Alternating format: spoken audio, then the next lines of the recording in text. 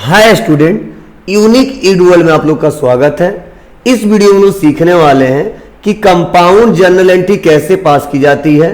क्योंकि पिछले वीडियो में हमने बताया था कंपाउंड जर्नल एंट्री क्या होता है, उस पर 2 क्वेश्चन सॉल्व भी कराया था। आज हम लोग तीसरा क्वेश्चन सॉल्व करेंगे जिससे और भी जो डाउट है वो क्लियर हो जाए, जिससे आपको कंपाउंड जर्नल एंट्री करने में कोई दिक्कत न हो। तो चलिए देखिए क्वेश्चन हमारा क्या है। क्वेश्चन देखिए बताया जा रहा है एज ऑन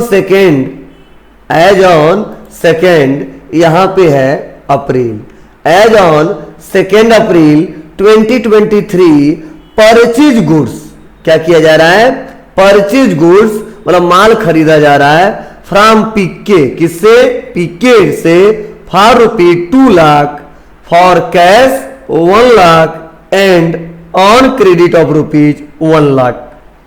इस क्वेश्चन का सीधा सा मतलब है कि मेरे व्यापार के द्वारा टोटल पीके से जो माल खरीदा जा रहा है वह 2 लाख रुपए का खरीदा जा रहा है, लेकिन उसमें कैश बेसिस जो खरीदा जा रहा है वह 1 लाख रुपए का खरीदा जा रहा है एंड ऑन क्रेडिट ₹1 लाख, जो उधार बेसिस खरीदा जा रहा है वह 1 लाख रुपए का खरीदा जा रहा है। तो याद करिए मैंने आपको बताया था कि जब कोई सामान हम खरीदते हैं और अगर वह सामान नगद खरीदते हैं तो वहां पे परचेज के साथ कैश अकाउंट बनता है। जब कोई सामान हम खरीदते हैं और अगर उधार खरीदते हैं तो परचेज के साथ उस व्यक्ति का अकाउंट बनता है जिससे हमने खरीदा है। लेकिन इस क्वेश्चन में क्या है, इस क्वेश्चन में नगद भी है और उधार भी है, क्योंकि 2 लाख का टोटल हमने खरीदा है। किससे खरीदा है, पीके से खरीदा है, लेकिन आधा पैसा मैंने कैश दे दिया है और आधा हमने बाकी लगा दिया, उधार कर दिया है। तो इस क्वेश्चन को कैसे सॉल्व करेंगे, तो बहुत ही सिंपल है, इसको चलिए देखते हैं। तो पहले तो देखिए परचेज गुड्स है, मीन्स गुड्स परचेज किया जा रहा है, तो यहां पे तो एक परचेज का अकाउंट बनेगा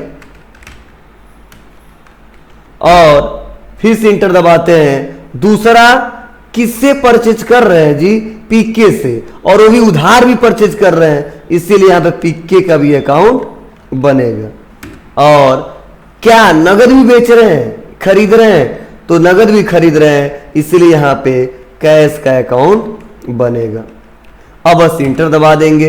अब आपको पता होना चाहिए कि परचेज हमारे व्यापार के लिए खर्चा है, और जब परचेज हमारे व्यापार के लिए खर्चा है तो इसको हम डेबिट कर देंगे। पीके तो 1000 का 2 लाख का हमने सामान इससे क्या किया है, खरीदा है, उसमें से 1 लाख तो नगद खरीदा है लेकिन 1 लाख का उधार खरीदा है, और इसीलिए जब 1 लाख का मैंने उधार इनसे खरीदा है तो ये देने वाले हैं और पर्सनल का रूल है देने वाले को क्रेडिट कर दीजिए, तो हमने इनको क्रेडिट कर दिया।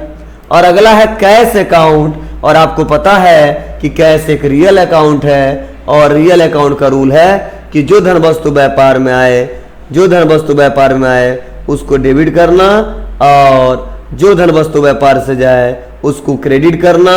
तो इस प्रकार हमारे सामने ऐसा इंटरफेस दिखाई दे रहा है। बड़ी सिंपल सा है, आसान सा तरीका है, और कैश हमारे व्यापार से जा रहा है तो हम आसानी तरीके से इसको क्रेडिट कर सकते हैं। तो इसका आंसर क्या बना, purchase account debit to P K traders account to cash account.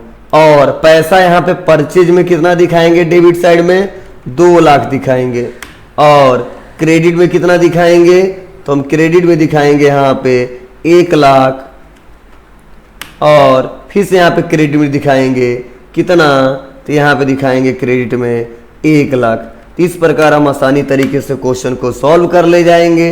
बहुत ही सिंपल सा तरीका है, बस क्वेश्चन को समझना है, अकाउंट छांटना है और अकाउंट का रूल लगाना है, जिससे आप अच्छे से जर्नल एंट्री कर लें और जर्नल एंट्री में भी कंपाउंड को अच्छे से कर लें, इससे आगे चल के कोई क्वेश्चन करने में दिक्कत हमको न हो।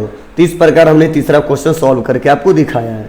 जस्ट उसके बाद से देखिए अगला हमारा पॉइंट है वह है क्या, तो यहाँ पे फिर से बताया जा रहा है as on 6 July 2016 sold goods, मतलब इस बार हम माल बेच रहे हैं फॉर ₹60,000, कितने हजार का, 60,000 रुपए का, टू डीके ट्रेडर्स, किसको, तो डीके ट्रेडर्स को, for cash 30,000 and on credit rupees 30,000। मतलब जो नगद हमने बेचा है वो 30,000 का बेचा है और जो उधार हमने बेचा है वो 30,000 का बेचा है। तो कैसे इसको सॉल्व करेंगे? तो आपको क्लियर होना चाहिए कि गुड्स को सोल्ड कर रहे हैं तो यहां पे तो एक अकाउंट बनेगा सेल्स का, और किसको सेल कर रहे हैं तो डीके ट्रेडर्स को, तो एक तो बनेगा हमारा डीके ट्रेडर्स का अकाउंट, और नगद भी सेल कर रहे हैं इसीलिए एक अकाउंट हमारा बनेगा किसका? तो एक अकाउंट हमारा बनेगा किसका? तो यहां पे बनेगा हमारा कैश का। तो मैंने 3 अकाउंट यहां बना दिया। अब सिंपल सा रूल है, सेल हमारे व्यापार के लिए आय होता है, सेल हमारे व्यापार के लिए आय होता है, और नॉमिनल का रूल है जितने आय होंगे उसको क्रेडिट कर देना। डीके ट्रेडर्स, तो डीके ट्रेडर्स को 30,000 का माल उधार बेच रहे हैं तो डीके ट्रेडर्स पाने वाले हैं, और जब पाने वाले हैं इसीलिए इनका अकाउंट यहाँ पे डेबिट होगा। कैश, तो 30,000 का नगद भी बेच रहे हैं, मीन्स कैश 30,000 आ रहा है और इसीलिए कैश का अकाउंट भी हमारा क्या होगा?